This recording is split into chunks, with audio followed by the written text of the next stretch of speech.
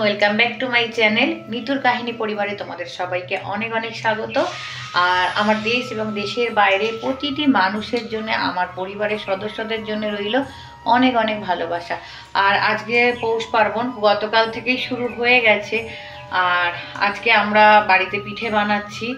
আর পুজো পার্বণ তো এখানে যেহেতু আমি বাইরে থাকি, আমি কিছু করি না, শ্বশুর বাড়িতে যারা আছেন ওনারা করেন। আর আমি শুধু একটু পিঠে হাত করতে হয় তাই করব। আমার স্নান হয়ে গেছে, বান্টির চান হয়ে গেছে, আর সকালে রান্না বান্নাও করে নিয়েছি, কিছুই তোমাদের সাথে শেয়ার করিনি। আর পিঠে অনেক রকমই প্রত্যেক বছর বানানো হয়, কিন্তু গত বছর থেকে হচ্ছে না। আর দেখি এক দু রকমের বানানোর ইচ্ছা আছে, তা না হলে এক রকমেরই বানাবো, কতটা কি করতে পারি। আর এখন থেকে আমি আমার ব্লগটা শুরু করছি। তোমরা সবাই আশা করি ভালো আছো, সুস্থ আছো। আর বড়দের প্রণাম আর ছোটদের অনেক অনেক ভালোবাসা জানিয়ে এখন থেকে আমি ব্লগটা শুরু করলাম। আর সবাই এই পার্বণটাকে খুব ভালোভাবে উপভোগ করো, আনন্দ করো। সবার বাড়িতেই অনেক রকমের পিঠে পুলি হচ্ছে, অনেক কিছু আমরা শিখতে পারছি, জানতে পারছি। অনেকের অনেক রকমভাবে পুজো হয়, সেগুলো আমরা জানতে পারছি।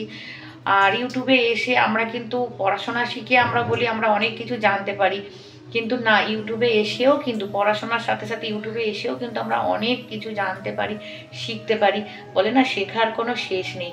তাই চলো। আর আমি আজকে খুব ভালো পারি না, কিন্তু পাটিসাপটা, ভাজা পিঠে, মালপোয়া সবই বানানো হয়।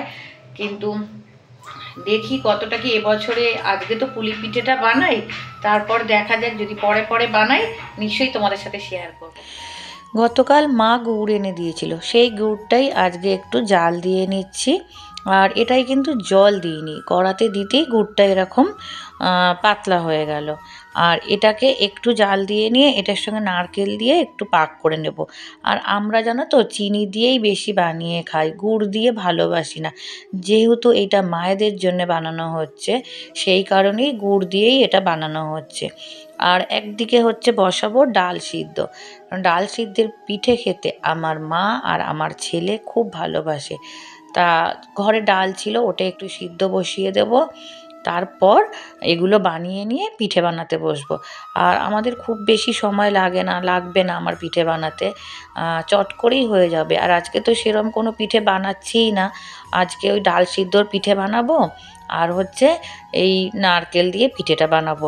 আর এটার মধ্যে জানো তো একটু এলাচ, একটু গুঁড়ো দুধ দিলে কত টেস্ট হয়, কিন্তু দুটোর কোনোটাই এখন আমার কাছে নেই। যেহেতু তোমাদের দাদাভাই আবার শরীরটা খারাপ হয়েছে, তাই জন্য যেতে পারিনি দোকানে। আগে কি হতো বলো তো, আমরা সবাই মিলে একসঙ্গে বসে, দিদা, ঠাম্মা, বাবা, মা, আমি খুব ছোট্ট থেকে অনেক কাজকর্ম শিখেছি। আর ছোট্ট থেকেই বানাই এভাবে। দিদা যেভাবে শিখিয়েছে আমরা কিন্তু সেইভাবেই শিখেছি। তা আমার দিদা এই অনেক কিছুই বানাতে পারতো। আমার দিদা এইভাবে নারকেলকে পুর দিয়ে আর এইভাবে বানাই আমরা পিঠে, পুলি পিঠে, তারপরে ডালের পিঠে, বাঁধাকপি তরকারির পিঠে, দুধ পুলি। সেই দুপুর থেকে বসতাম, রাত অবধি আমাদের পিঠে বানানো হতো, একটা উৎসব ছিল। আর তারও আগের কথা বলছি, আরও যখন ছোট ছিলাম তখন বৌদিরা এসে, বিস্তুত বৌদিরা এসে, ওরা সবাই মিলে একসাথে বসে গল্প করে পিঠে করতাম। শিল নোড়াতে গুঁড়ো হতো পিঠে। আর তখন বলতো যে আজকে আমার বাড়িতে হোক, কালকে তোমার বাড়িতে হবে, গিয়ে করে দেবো গুড়ি হাত। যেদিন আমাদের বাড়িতে হতো আমরা গুড়ি হাত করতাম, মানে অনেকে করতে আসতো। আবার পাশের বাড়িতে যেদিন হতো জেঠিমা কাকিমাদের, তাদের বাড়িতে আমরা পরের দিন করতে যেতাম গুড়ি হাত।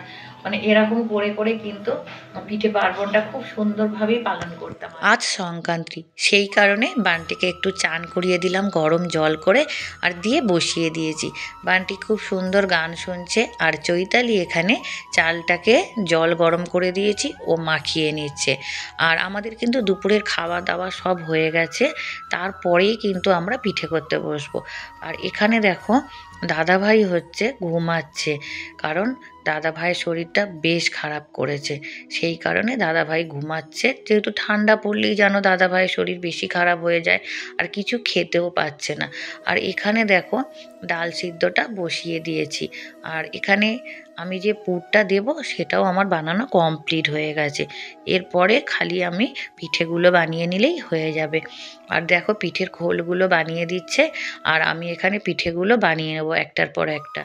আর মা আসতো, কিন্তু মায়ের না শরীরটা খুব খারাপ, আমার মায়ের জ্বর হয়েছে। আর এই পিঠেগুলো কিন্তু মা সব কিনে দিয়েছে দুই বাড়ির জন্য, বেশিরভাগটাই মায়েদের বাড়িতে পাঠিয়ে দেবো, কারণ মায়েদের তো বাড়িতে অনেকজন, আর আমাদের বাড়িতে তো খাওয়ার মতন খালি আমি, বাবু, পান্টি খুব একটা খায় না, আর দাদা ভাই তো খাবে না। আর খুব বেশি হয়ও নি, অনেকই হয়। আর আগে তবু যে বাড়ি ঘুরে ভাড়া থাকতাম, তখন অনেক অনেক ফ্যামিলি থাকতো, তো এর বাড়ি ওর বাড়ি দেওয়া নেওয়া করতাম। এখন তো এই বাড়িতে আমি একাই থাকি, তাই আর এখন, আর তাছাড়া এখন আমার কাউকে দেওয়া নেওয়া করার ক্ষমতাও নেই। তা সেই কারণেই এখন সব কিছুই অল্প অল্পই বানানো হয়। আর এই যে ডিজাইন করা পিঠেটা করেছি, এটা ওদের খুব শেখার ইচ্ছা, তা বাবু শিখছে, এরপর দুজনকেই এইটা শিখিয়ে দেবো। আর এই পিঠেটা আমি বানানো শিখেছি আমার এক মাসিমণির থেকে। তা আমি ছোট থেকেই সব কিছু ভালো জিনিসটা দেখে শেখার চেষ্টা করতাম, সেটা রান্নাবান্নাই হোক বা পুজো আর্চার জিনিসই হোক বা যে কোনো কিছু আমি চট করে শিখে নিতাম। তা আমার ছেলেও যাই হোক, ও বানাচ্ছে, ভালোই লাগলো, ও বেশ শিখে গেছে। আর আরও অনেক রকম পিঠে হয়, সেগুলোও আমার ইচ্ছা আছে। ইউটিউবে আমি অনেক দিদিভাইদের পিঠে দেখেছি।